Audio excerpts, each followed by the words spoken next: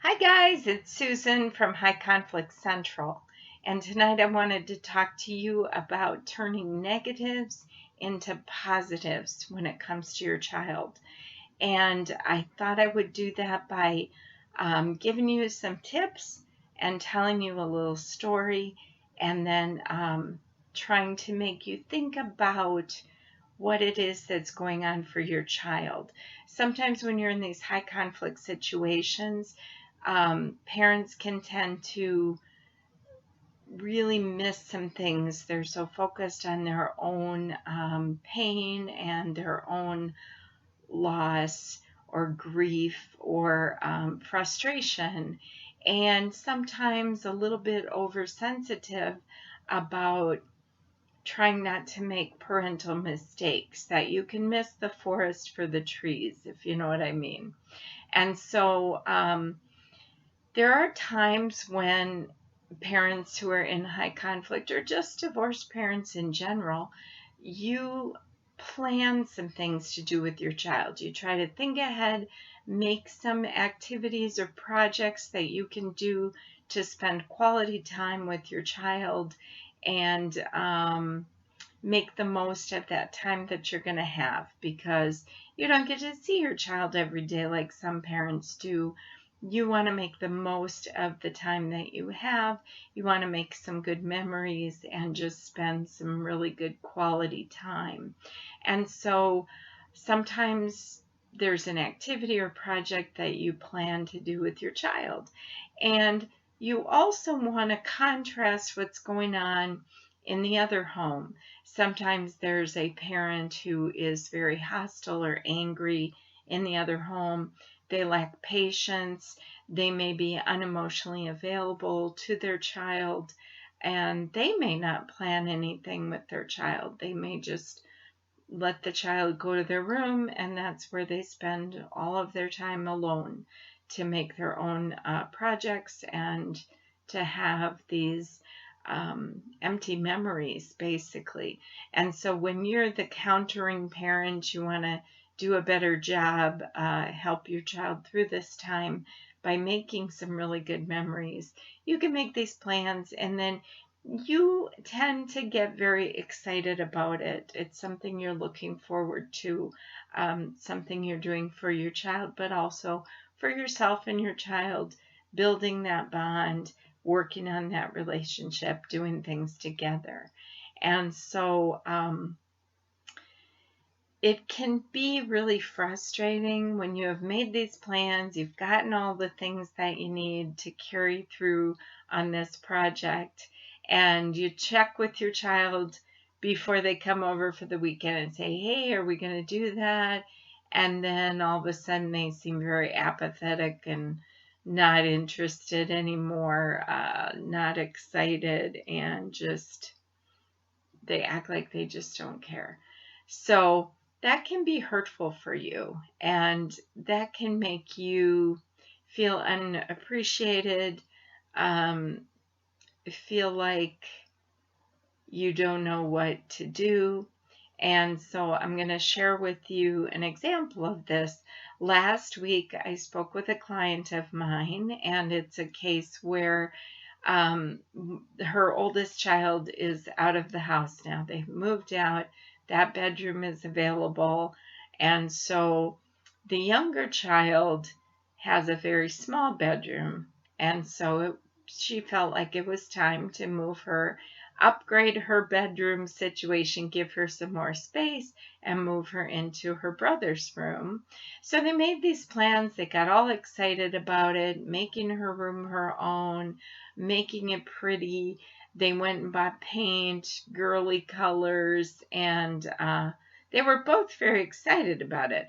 Well, now that the weekend is upcoming and mom's like, hey, should we paint this weekend? Daughter's kind of like, oh, I don't know. I'm not sure. I don't think I want to. I'm not this weekend, whatever. And that was really disappointing for mom, because this was something they planned. She's trying to teach her daughter to follow through on things that they decide to do together, that they promise to do. And yet now the daughter doesn't seem interested. So she's like, hey, I invested all this money in the paint. I don't really have extra money, but wanted to do this nice thing for her, something we could do together, a bonding experience. She could learn a skill, learn to cooperate with someone she's working with, learn to get a job done, stick to itiveness. And now what? And the parent was very disappointed. So, for one thing, you got to check yourself. You've got to say, hey, am I too attached to this idea? Am I going to be disappointed when it's really just painting and it is kind of work? It can be fun, but it's also kind of a lot of work. But we also talked about the fact of, has your daughter ever painted before? Maybe she was feeling apprehensive about it. Maybe she didn't think she'd know how, or didn't know if she'd have the ability to do that. And Mom said, no, she's done it before. When their dad moved, they had to paint the whole house with him before they could move everything in. And so I said, what was that experience like with him? And Mom said, oh, it sounds like it was horrible because Dad doesn't have any patience. He wanted everything done perfectly. If the kids made a mistake, dripped paint, whatever, he yelled at them. It was very hostile. It was a very negative experience. They didn't have any fun doing it. And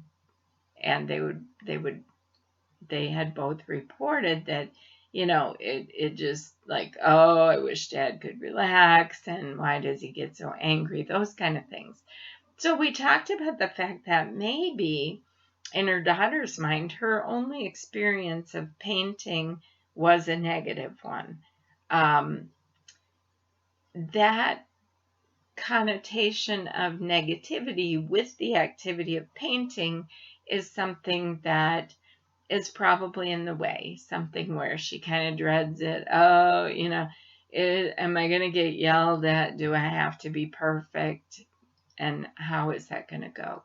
And so Mom realized that probably is the case. So that makes Mom even more determined to turn this negative connotation that is associated with painting for the daughter and turn it into a positive, fun experience. So that's what they're going to do. And that's just always a good thing to think about. Sometimes when the homes are so different, parents are so different, kids don't always get to have these experiences at one of the homes. A lot of the time, you've got one parent who makes more money than the other. So to do a project like painting or some kind of work on the house, making the house beautiful, that those experiences can be few and far between at one parent's home versus the other. And then the other parent does those things. They have no patience. They haven't learned these coping skills. They're not able to be positive parents. They are more negative or uninvolved parents, or dictator type of parents, or helicopter parents. And so the good news is that you want to change this experience for your child and make them see that it can be fun, that it can be a very positive thing, and you can make this memory of spending time together, painting and decorating the room, making it what the daughter wants, not what Mom wants, but what the daughter wants, within reason. We don't want kids going too crazy and painting it black or something like that. And maybe you don't care, it's paint. You can paint over it, right? So there has to be some limits. There are balances to that. But if you know that your child can really enjoy this experience, and it can be bonding and relationship building and skill building to do this together, to spend that quality time, then you want to encourage them. You don't want to force them if she's not ready this weekend. maybe say, okay, well, I was hoping we could do that this weekend, but how about if we commit to doing it next weekend? Or you tell me when would be a good time to do this so that we can get the job done and complete that goal that we set. And, really get you into this nicer room, better situation for you. Let's plan to do that very soon. Let's pick a date and we'll both make that promise to each other that we're going to get that done. And then you do it, make it fun, make it a memory, and just a learning experience as well. And you turn that negative association that the daughter has into a positive one, so that painting is not a chore. It's an improvement, a life improvement. That's what I think I'd call it. So, all right. Well, have a good night. Thanks for listening. If you need anything, feel free to contact us, www.highconflictcentral.com. Check it out. Subscribe to our channel. Give us a thumbs up if you like this video. Thanks.